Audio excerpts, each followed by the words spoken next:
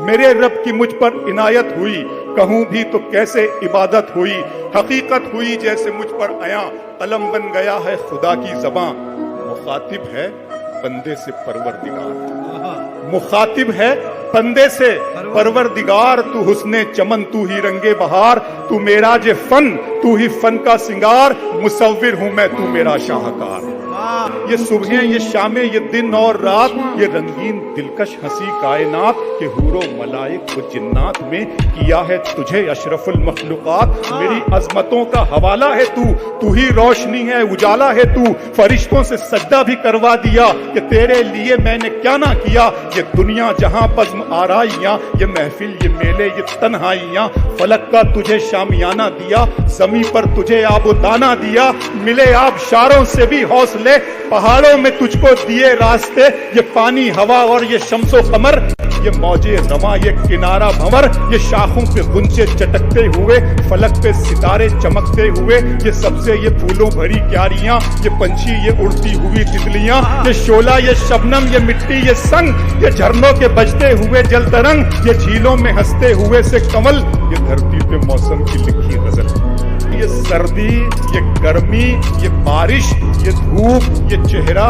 یہ قد اور یہ رنگ و روپ، درندوں چرندوں پہ قابو دیا، تجھے بھائی دے کر کے بازو دیا، بہن دی تجھے اور شریک سفر، یہ رشتے، یہ ناطے، گھرانہ، یہ گھر، کہ اولاد بھی دی، دیے والدین، الف لام میم قاف اور عین غین، یہ عقل و ذہانت، شعور و نظر، یہ بستی، یہ صحرا، یہ خشکی، یہ تر، اور اس پر کتاب ہدایت بھی دی، نبی بھی اتارے، شریعت بھی دی، غرض کے سبھی کچھ ہے تیرے لیے، پتہ کیا کیا تو نے میرے لیے۔ اگر تم بڑے بڑے گناہوں سے جن سے تم کو منع کیا جاتا ہے پرہیز کرو گے تو ہم تمہارے چھوٹے چھوٹے گناہ معاف کر دیں گے اور تمہیں عزت کے مکانوں میں داخل کریں گے۔ نبی پاک صلی اللہ علیہ وسلم سے ایک صحابی نے پوچھا تھا، یا رسول اللہ عزت کس چیز میں؟ تو حضور نے فرمایا جو رب نے دیا ہے اس پہ راضی ہو جا، اللہ عزت عطا کر دے گا۔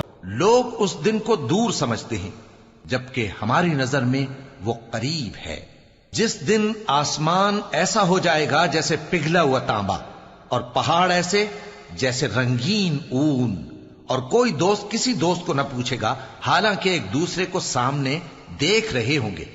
اس روز گناہگار چاہے گا کہ کسی طرح اس دن کے عذاب کے بدلے میں سب کچھ دے دے، یعنی اپنے بیٹے اور اپنی بیوی اور اپنے بھائی اور اپنا خاندان جس میں وہ رہتا تھا، اور جتنے آدمی زمین پر ہیں غرض سب کو دے ڈالے، پھر اپنے آپ کو عذاب سے چھڑا لے۔ لیکن ایسا ہرگز نہیں ہوگا، وہ بھڑکتی ہوئی آگ ہے، کھال ادھیڑ کر کلیجہ نکال لینے والی۔ وہ ان لوگوں کو اپنی طرف بلائے گی جنہوں نے دین حق سے اعراض کیا اور منہ پھیر لیا اور مال جمع کیا، پھر سینت سینت کر۔ حضرت علی فرمایا کرتے تھے تجھے جو چیز تباہ کرے گی وہ تیرے گناہ ہیں، ڈر اپنے گناہوں سے، ڈر اپنی غلطیوں سے، اور انسان کا گناہ اسے کمزور کرتا ہے، اس کی نیکی اسے طاقتور کرتی ہے۔ اور ظاہری اور پوشیدہ ہر طرح کا گناہ ترک کر دو۔ جو لوگ گناہ کرتے ہیں وہ عنقریب اپنے کیے کی سزا پائیں گے، اور جس چیز پر اللہ کا نام نہ لیا جائے اسے مت کھاؤ کہ اس کا کھانا گناہ ہے۔ اور شیطان لوگ اپنے رفیقوں کے دلوں میں یہ بات ڈالتے ہیں کہ تم سے جھگڑا کریں، اور اگر تم لوگ ان کے کہے پر چلے تو بے شک تم بھی مشرک ہوئے۔ یہ بھی سن رکھو کہ نیکوکاروں کے اعمال نامے علیین میں ہوں گے۔ تم کو کیا معلوم کہ علیین کیا چیز ہے؟ ایک دفتر ہے لکھا ہوا جس کے پاس مقرب فرشتے حاضر ہوتی ہیں۔ بے شک نیک لوگ نعمتوں میں ہوں گے، تختوں پر بیٹھے ہوئے نظارے کریں گے، تم ان کے چہروں ہی سے نعمت کی تازگی معلوم کر لو گے۔ ان کو شراب خالص سر بمہر پلائی جائے گی جس کی مہر مشک کی ہوگی۔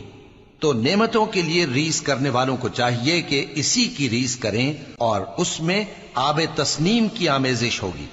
وہ ایک چشمہ ہے جس میں سے اللہ کے مقرب پئیں گے۔ جو گناہگار یعنی کفار ہیں وہ دنیا میں مومنوں سے ہنسی کیا کر۔ اے چادر میں لپٹنے والے، اٹھو، اب خبردار کرنے لگو اور اپنے پروردگار کی بڑائی بیان کرو، اور اپنے کپڑے پاک رکھو، اور شرک کی گندگی سے تو الگ ہی رہو، اور اس نیت سے احسان نہ کرو کہ اس سے زیادہ کے خواہاں ہو۔ اور اپنے پروردگار کی خاطر صبر کرتے رہو. یہ اللہ کا فضل ہے، جسے چاہتا ہے عطا فرماتا ہے، اور اللہ بڑے فضل کا مالک ہے. جن لوگوں کو تورات کا حامل بنایا گیا پھر انہوں نے اس کے حامل ہونے کا حق ادا نہ کیا، ان کی مثال گدھے کی سی ہے جس پر بڑی بڑی کتابیں لدی ہوں. جو لوگ اللہ کی آیتوں کی تکذیب کرتے ہیں ان کی مثال بری ہے، اور اللہ ظالم لوگوں کو ہدایت نہیں دیتا. کہہ دو کہ اے یہود، اگر تم کو یہ دعویٰ ہو کہ تم ہی اللہ کے دوست ہو اور دوسرے لوگ نہیں، تو اگر تم سچے ہو تو ذرا موت کی آرزو تو کرو.